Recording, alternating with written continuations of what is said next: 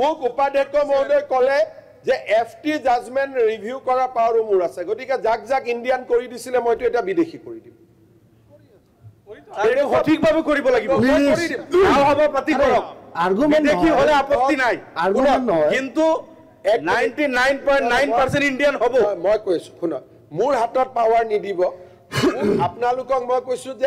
আপুনি মুখ্যমন্ত্ৰীৰ নিচিনা 301 ত তেনেকৈ আৰ্গুমেন্ট নহয় অসমীয়াৰ আপুনি মুখ্যমন্ত্ৰীৰ নিচিনাকৈ কথা ক'লে ভাল অখিল গগৈ ডাঙৰীয়া সাম্প্ৰদায়িক লিডাৰৰ নিচিনাকৈ কথা ক'লে বেয়া পাওঁ নহয় আপুনি সাম্প্ৰদায়িক লিডাৰৰ নিচিনাকৈ কথা ক'লে উপাধ্যক্ষ মহোদয় আপুনি যিখন চিটত বহি আছে মুখ্যমন্ত্ৰী আপুনি সাম্প্ৰদায়িক লিডাৰ নহয় মাননীয় অধ্যক্ষ মহোদয় মই মুখ্যমন্ত্ৰী পিছত অসমীয়া আগত মুখ্যমন্ত্ৰী মই পিছত অসমীয়া মই আগত গতিকে মই যি কম অসমীয়াৰ দৰে কম গৌৰৱী অসমীয়াৰ দৰে কম গতিকে এই কথাটো মনত ৰাখক গৌৰৱী অসমীয়াটো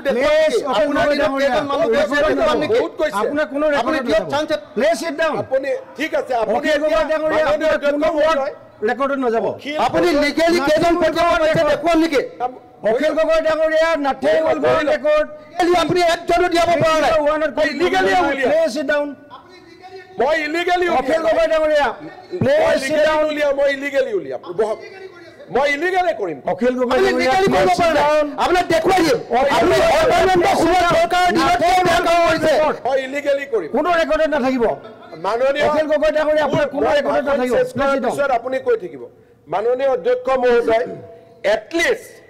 বিমলা প্ৰসাদ চলিয়াৰ পিছত মই এজন অসমৰ এজনে মুখ্যমন্ত্ৰী কিছু হলেওতো খেদিব পাৰিছো আপোনাৰ দিনতে আটাইতকৈ কম লিগেলি খেদিব পাৰিছে অখিল গগৈ ডাঙৰীয়া আপুনি লিগেলি একো কৰিবই পৰা নাই অখিল গগৈ ডাঙৰীয়া আপুনি বিগ ভিৰ আপুনি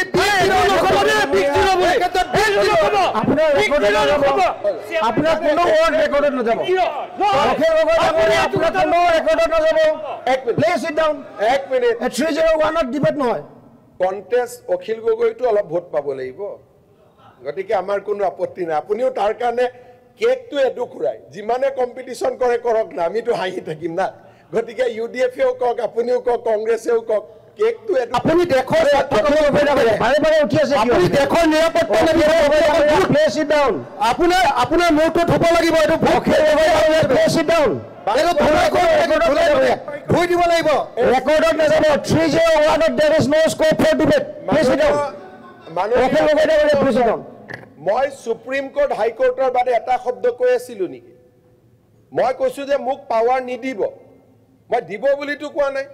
মই ইউডিএফৰ এমএলএ খিনিয়ে কৈছে যে এফটিৰ অৰ্ডাৰ ৰিভিউ কৰাৰ পাৱাৰো আপোনাৰ আছে মই কৈছো ভাই মোক নিদিব এইটো পাৱাৰ কাৰণ দিলে মইতো ফেভাৰত কৈ আছো যে ইলিগেল কাম কৰিবৰ কাৰণে মোক নিদিব কাৰণ মই জানো এফটিৰ অৰ্ডাৰ ৰিভিউ অকল হাই কোৰ্টে কৰিব পাৰে হাই কোৰ্ট অৰ্ডাৰ ৰিভিউ সুপ্ৰিম কোৰ্টে কৰিব পাৰে ইলিগেল কথাটো কোনে কৈ আছিলে ইউডিএফৰ আৰু আব্দুল ৰহিম ডাঙৰীয়া প্ৰাক্তন সভাপতি আমসু তেওঁ মোক কৈ আছে নাই না আপোনাৰ পাৱাৰ আছে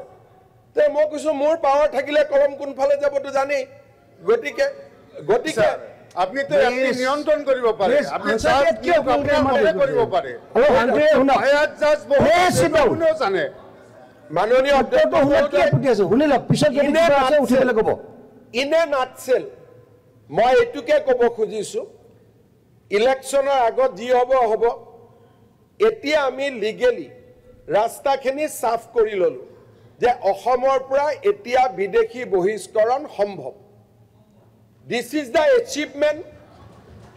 আমি এটা যি প্ৰতিশ্ৰুতি দিছিলো যে আমি কাম কৰিম আৰু আজি 300 বিদেশীও গৈছে আৰু এই প্ৰসেসটো চলি থাকিব মই এতিয়া কৈছো 35 জন মোৰ হাতত আছে পানী কমিলে পঠাই দিম গতিকে through da process of law আমি ফৰেনাৰ্স এক্সপালছনৰ কাম as per the verdict of the constitutional bench of the Supreme Court of India যেটো মোক কৈছে লিগেলি কৰিব লাগে Supreme Court of India এতিয়া লিগেলি ডিস্ট্ৰিক্ট পাৱাৰ দিছে যে আপুনি বিদেশী ডিক্লেয়াৰ কৰিব পাৰে ট্ৰিব্যুনেলত যাব না লাগে অখিল গগৈ ডাঙৰীয়াক মই সন্মান জনাইছো যে লিগেলি কৰিব দিছে আৰু লিগেলি আমি বিদেশী বহিষ্কৰণৰ কাম হাতত লম but this process is tedious কাৰণ কোৰ্ট কাছাৰী বহুতৰ সন্মুখীন হ'ব লাগিব but we are ready to face the challenge আৰু আমি অসমৰ পৰা বিদেশী বহিষ্কৰণৰ ক্ষেত্ৰত এই কামবিলাক আমি কৰি থাকিম এতিয়া ইয়াত কথা আহিছে যে হয় যে কোনোবা জেনুইন মানুহ বহিষ্কৃত হ'ব নেকি ডেফিনেটলি নহয় 71 চনত অহাৰ আগৰ মানুহ বহিষ্কাৰ কৰাৰ প্ৰশ্নই নুঠে যেহেতু সুপ্ৰিম কোৰ্টে নিজেই ক'লে যে 71 চনৰ আগত অহা মানুহখিনিক বহিষ্কাৰ কৰিব নালাগে আমিতো তাত ইলিগেলিটিৰ কথাই নাই সেইকাৰণে ডিস্ট্ৰিক্ট পাৱাৰ দি দিলে নহয় সুপ্ৰিম কোৰ্টে এতিয়া ক'লে যে ফৰেনাৰ্ছ ট্ৰিব্যুনেল বায়াছ গতিকে ডিচিয়ে কৰিব এইটোতো আৰু ভাল গতিকে আপোনালোকে হয় ট্ৰিব্যুনেল বাছি লওক নহ'লে ডিস্ট্ৰিক্ট বাছি লওক ৰাস্তাটো দুটাই ফৰেনাৰ্ছ ট্ৰিব্যুনেলত বাছিলে এপিল হয় আৰু ডিচিয়ে কৰিলে ৰাতিয়ে অৰ্ডাৰ দি ৰাতিয়ে এভিক্ট কৰি দিব পাৰে ডিচিৰ তাত এপিলৰো স্কোপ নাই 1950 ইলিগেল এক্সপালছন এক্ট স্যাৰ হেইটো আইনৰ পিছতেইতো অসম চুক্তিৰ 71 কৰা হৈছে গতিকে আপুনি 71 টো নিজে ভাইলেট কৰি আছে আপুনি অনাৰেবল মেম্বাৰ আপুনি 51 টো আনসাৰ শেষ হোৱাৰ পিছত কিবা ক'ব থাকিলে ক'ব মই টাইম দিম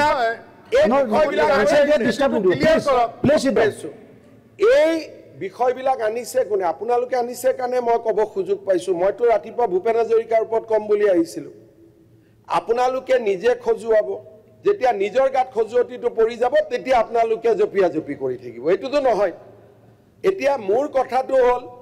এই সুপ্ৰিম কোৰ্টৰ জাজমেণ্টটো সকলোৱেতো আদৰণি জনাইছে গতিকে আদৰণি জনোৱা জাজমেণ্ট এটাৰ ওপৰত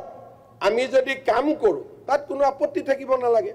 যদি মই জাজমেণ্টটো ভুল কৰি পঢ়িছোঁ মোক শুধৰাই দিব আৰু ভুল কৰি পঢ়িলেওতো মই একো কাম কৰিব নোৱাৰোঁ কিন্তু সুপ্ৰিম কোৰ্ট